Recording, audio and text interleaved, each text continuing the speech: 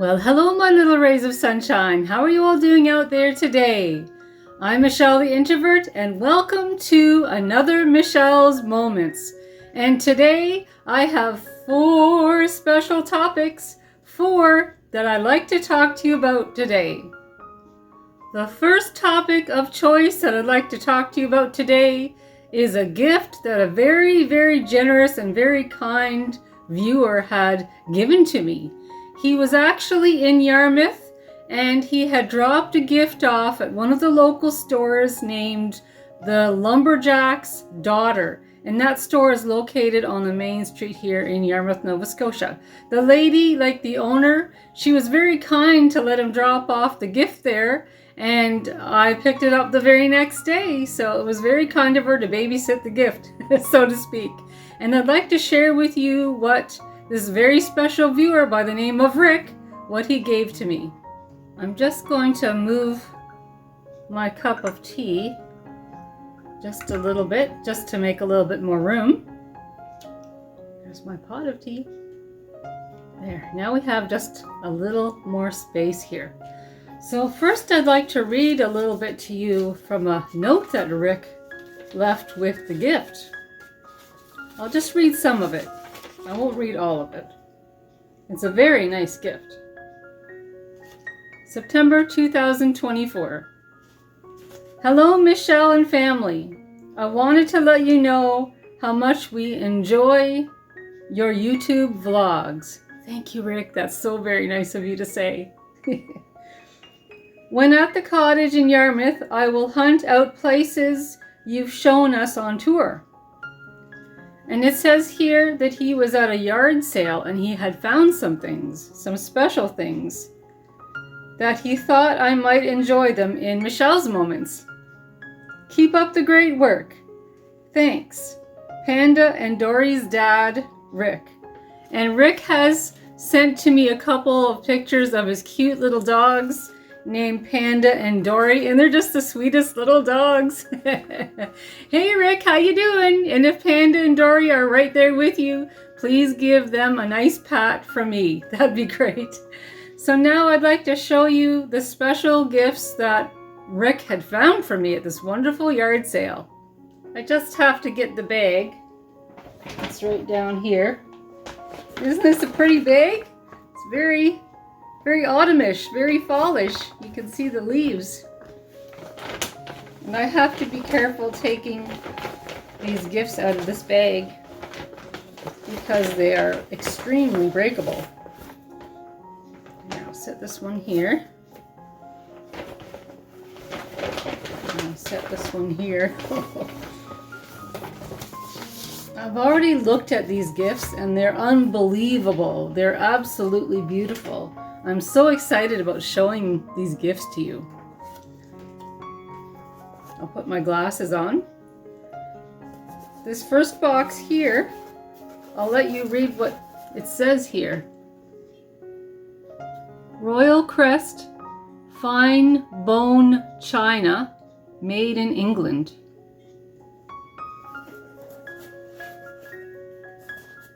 And I'll take this out so you can see what's inside.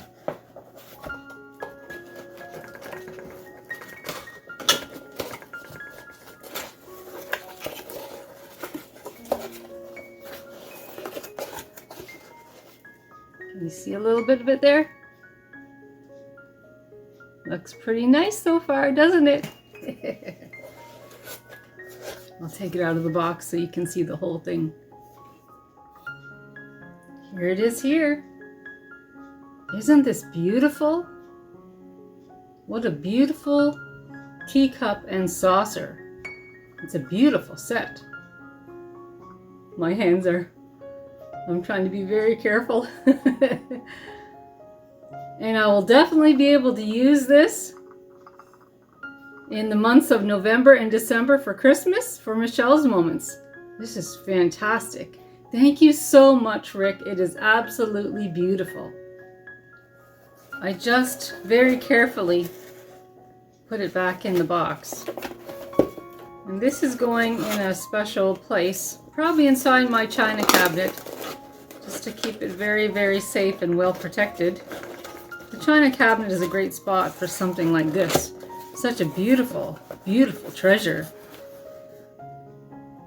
Such a nice gift. Thank you again, Rick.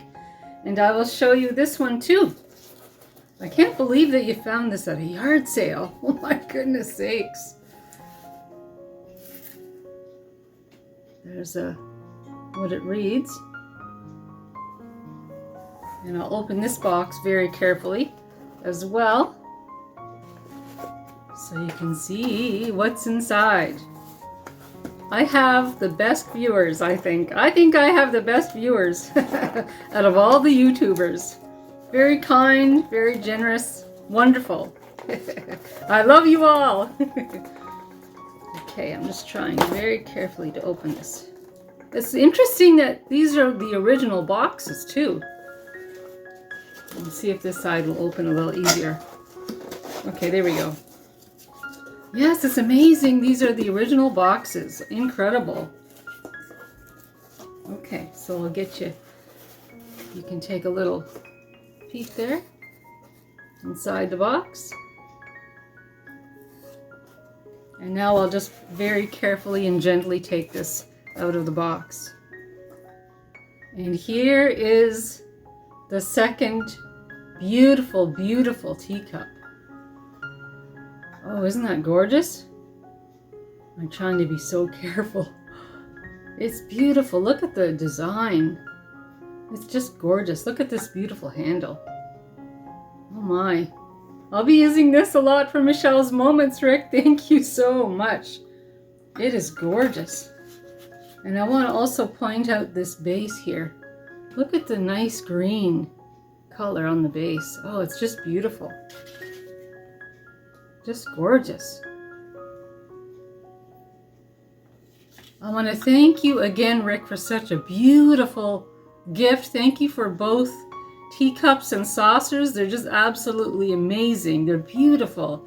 Just thank you for taking the time to just find some things that you knew that I would love and treasure. I will definitely take really good care of these. And I thank you so, so much, Rick, and Panda and Dory as well. You guys are wonderful. Thank you again. The second topic of choice for today is mail call. And I have received another wonderful postcard. And this is from Alexandra and her family. Thank you, Alex. This is terrific. Look at that. That's just amazing, isn't it? It's a beautiful postcard.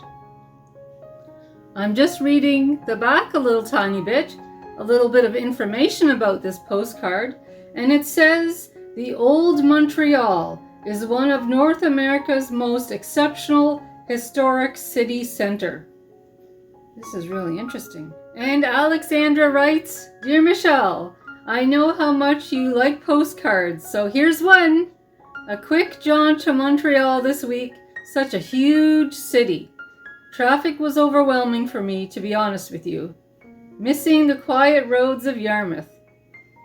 And she has other things that she's written here, but it's just so wonderful. Alexandra actually lives in Ottawa, but she likes to travel, and I just think it's wonderful when anybody can travel. And thank you again for taking the time to just shop for a postcard from me. I absolutely love postcards. I love geography, so anytime I receive a postcard with wonderful pictures, I just love it. I'm thrilled. So thank you, Alex. Thank you again so very much. It was very, very kind of you. I just love this. This is wonderful. For topic number 3, I kind of wanted to give you all a bit of an update. It's more or less a kitchen update. Now, a couple of days ago, I decided to make some beet pickles. I had bought a nice 10-pound bag of beets, and I knew right away I wanted to make some beet pickles. So I was able to make quite a few jars. A couple of days ago, I made quite a few jars, very, very successful. I have some jars that are this size and some jars that are a little bit bigger as well. But I'm really happy with how my beet pickles turned out. Now, with the leftover beet juice, I had big plans, wonderful plans, to make a jelly or a jam.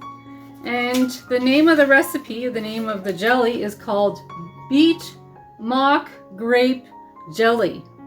And I worked on that yesterday. I worked on that yesterday. And this is where I wanted to give you an update. Now in this recipe, I received this recipe from Gerald's mother many years ago, and I made this jelly many years ago, and it was excellent. One of the best jellies, jams I've ever tasted. And in the ingredients, it has here that for flavoring, for the grape flavoring, it requires 1 package of grape jello, which I had no trouble finding, and 1 package of grape Kool-Aid. Now, do you remember when we were able to get those packages of grape Kool-Aid? So easy in the store. They were always so easy to find. Well, now they're hard to find. They're very hard to find. And so I had to resort to a liquid grape Kool-Aid drink mix. I'll show you the bottle. I'll go get it. Okay. I have it right here. Now, I bought this as a substitute since I couldn't find the grape packages of Kool-Aid with the dry powder. This is liquid, and I thought that this shouldn't be or wouldn't be a problem when making the jam. Well, come to find out, because it's liquid, it served as a problem. I did all the right steps for the recipe. I went through everything according to plan, according to instructions. But I think that the liquid, instead of it being powder, it threw the jelly off. It did not solidify or make it gel or anything. It's just a liquid. And here it is here. It's just a liquid. It's just only a tiny, tiny little bit thick, but really nothing to write home about, I'll tell you. I'll open this up. And I tasted it, and it tastes amazing. Like, the grape flavor from the grape jello, and also the grape flavor from this, like it tastes really good. And then the beet juice added the purple color too. But I'll show you.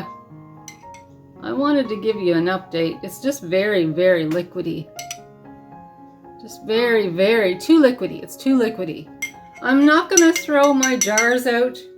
Like, I'm not going to dump these out and throw them out. I'll use them in recipes like muffins or cookies and things. I don't want to waste them. But I wanted to give you an update because I had mentioned to some of my viewers that I was going to do a video of me making this.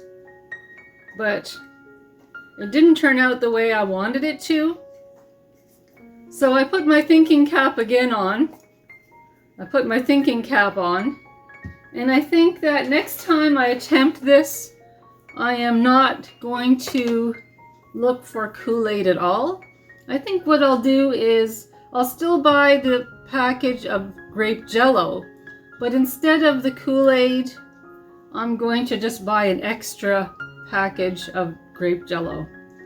And I think that will help it thicken up a lot better. So when I do redo this recipe of this mock beet grape jelly, when I redo this recipe, I will definitely bring you along, and if it's a success, you'll be the first to know about it. So I wanted to keep you in the loop as to why I don't have a video on this, but that's the reason why. It just didn't turn out the way I was hoping or expecting.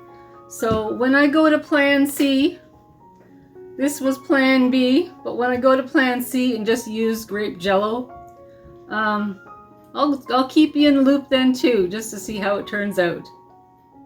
For topic number 4, and this is the last topic for today. And it's something special. I've been really excited to show you. When I was at the Lumberjack's Daughter store, the one I mentioned earlier, I spotted this book on preserving, canning and preserving. And it has amazing, amazing recipes, lots of pictures, lots of color, lots of information. So I'll be able to learn a lot from this book. It has a little bit of everything in this book. I'll be able to learn a lot about canning and preserving. So this is my most recent book that I picked up. It's absolutely lovely. Picked it up at the Lumberjack's Daughter. Just gorgeous. Look at the picture on the front. So I'm starting to collect canning and preserving books. I'm excited about learning. I'm excited to learn. I'm always wanting to learn new things. I'm still basically at the beginner level when it comes to canning and preserving. And this here Gerald gave to me for our wedding anniversary. Isn't that amazing? I'm so excited. This is the Bernardin Complete Book of Home Preserving. And I'm trying to read the number on here. Just a second. Okay, there we go. 400 delicious and creative recipes for today. And Gerald ordered this from Amazon. It is really thick too. Look how thick this book is. I wasn't expecting it to be so thick, but I was very happy to discover how thick that is. Oh my, this is wonderful. I'm excited. Plums in syrup, cherries in syrup, spiced crab apples, and there's a lot of crab apple trees around where I live. Rhubarb strawberry pie filling. Oh my, I'm in my glory, let me tell you. There's a whole bunch of really cool recipes in here. Oh my, this is going to be great. I'm going to be able to have so much fun. And I'll probably do some videos. Well, maybe not so much in the next few weeks because with pumpkin season and stuff, I'll be very busy on outings and stuff. But when I do projects in here, I will definitely bring you along. Well, my friends, I want to thank you so much for joining me for another Michelle's Moments. It's always such a delight to have a Michelle's Moments and just spend some time chit-chatting with you all. It's great to be here. It's great to have you here too. And here is my cup of tea. And here is my pot of tea.